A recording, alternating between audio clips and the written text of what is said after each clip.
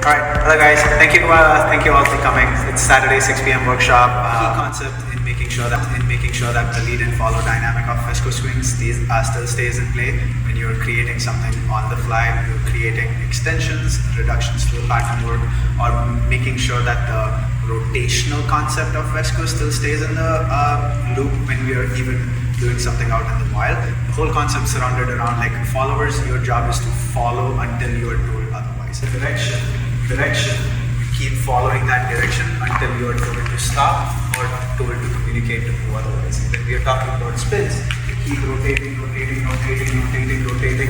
until I stop you. As a leader, my job is to communicate when the stop happens.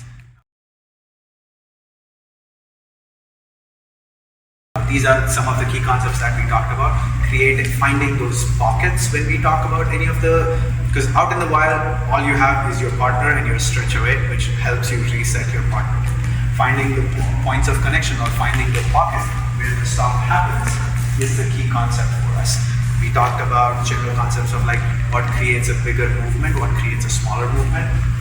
The example that I gave for that was when you're creating a hammer lock and you create a send out, creating the dynamic effect of just the follow going versus follow and lead both taking the space would be helpful. The same concept, we can make it much more smoother. We can create a rotation of it by asking the follower to keep rotating, and by taking a shuffle step, you keep continuing that movement.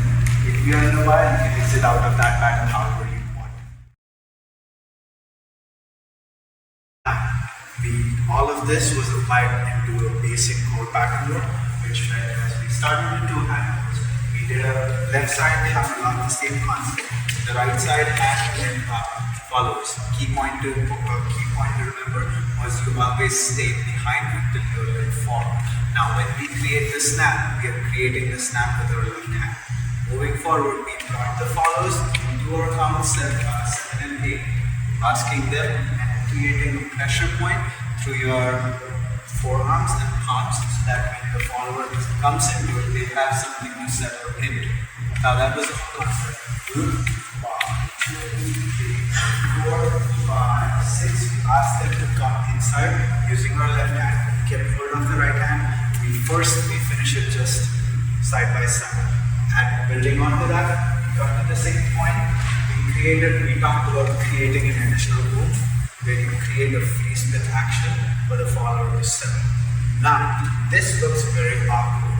As a leader, we talked about creating a mirrored movement. So when I want my follower to settle, I take my step, which direction I want them to settle on.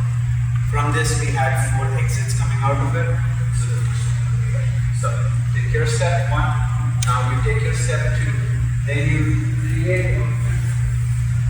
create a tilt.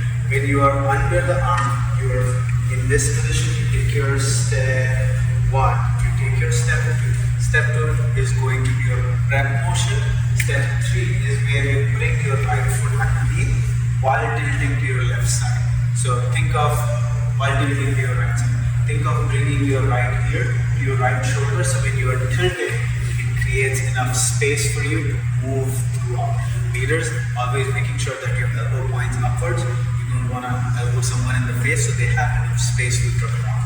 Moving forward from that, the snap is what dictates a ride. If you want to finish it just simple, you can just go, take a step, and you can come out of that. The third thing that we talked about the third thing was using the leader's arm when you are in this position for this. I'm just going to be like, hi. You finish out of there. So it's just following the arc that your hand creates, just coming out of it. The fourth one was a fancy free spin version. We did not necessarily get to it, but you're basically asking the follower to keep spinning until you stop. And then you create a settle, free spin, roll out. Thank you.